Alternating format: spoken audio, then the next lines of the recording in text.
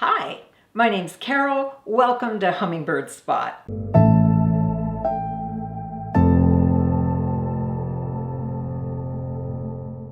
This is the 4th episode of my first trip to Ecuador to photograph hummingbirds. If you haven't seen the previous episodes, you can click up there. We left the Mindo area and we were making a transit back to Quito. And while we were going along the road, we would stop and look for birds. We did find a female purple-collared Woodstar. I have seen this bird before in Peru, but I didn't get a picture of it. It hangs out on the western slope of the Andes, so when I saw this bird before it was actually in the Lima Highlands.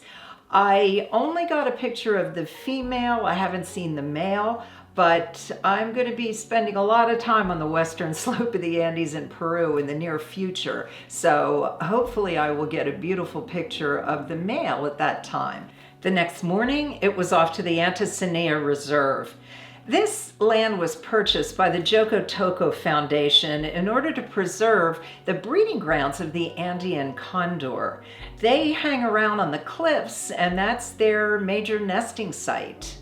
Now, the condors were pretty far off, but they're huge birds, and with the help of a telephoto lens, I was able to get off a picture. Now, I like condors, but the bird I was looking for was the Ecuadorian Hillstar.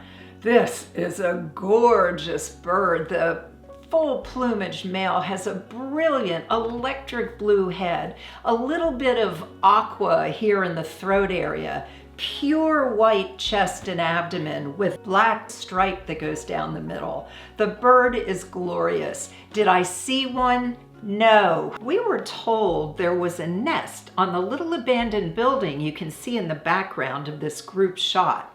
So Sherry and I saw the nest and we staked it out, and we were there ready with our cameras thinking maybe a mother was going to come and feed her babies. But what should have occurred to us is that if we were told that there were birds in here a week ago, certainly the birds would have been big enough to be sitting on top of the nest ready to fledge by this time. Well, it didn't take us long to figure that out, but we did get a beautiful picture of an empty nest. Then we went looking for the adults to film, and what we found was this little baby Ecuadorian Hillstar. This might be one of the babies that came out of that very nest. Who knows? But here's my photograph of the Ecuadorian Hillstar. Now, this coming May in 2021, I'm going right back to this exact area, and I'm going to stay here until I get you a beautiful shot of the full plumaged male. So you have to stay tuned a little bit for that one. Something else you could see here at the reserve is the spectacled bear.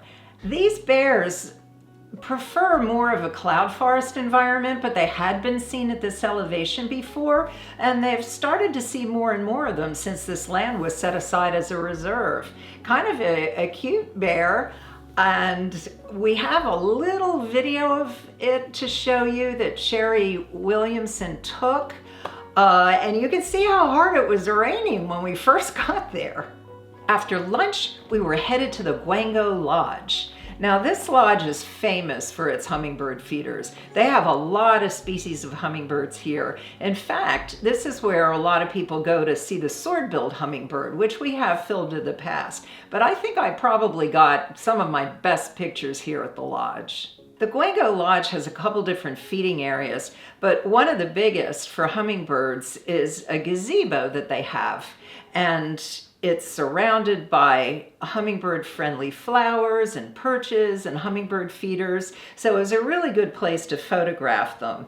We saw a lot of old friend hummingbirds here because the Guango Lodge is on the eastern slope of the Andes, so we saw a lot of the same birds that we had filmed earlier in Peru, like the collared Inca, the chestnut-breasted coronet, the long-tailed sylph, and as I mentioned earlier, the sword-billed hummingbird. But a new one that I got to photograph here was the Buff-tailed Coronet. The Buff-tailed Coronet can be found from Venezuela through Colombia down through Ecuador. It's a cloud forest bird, and It's really gorgeous. It's got emerald green head and back. It's got obviously a buff colored tail.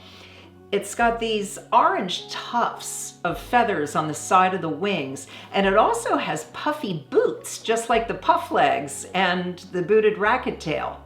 So they're pretty easy to spot. The Tourmaline Sunangel was another new species for me here. This bird is also found on the eastern slope of the Andes from Colombia through Ecuador, just in these two countries.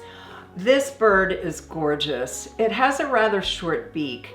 The female just has a white throat, but the male is spectacular with this beautiful big pink spot on its throat and an aqua forecrown. What a pretty little thing this is.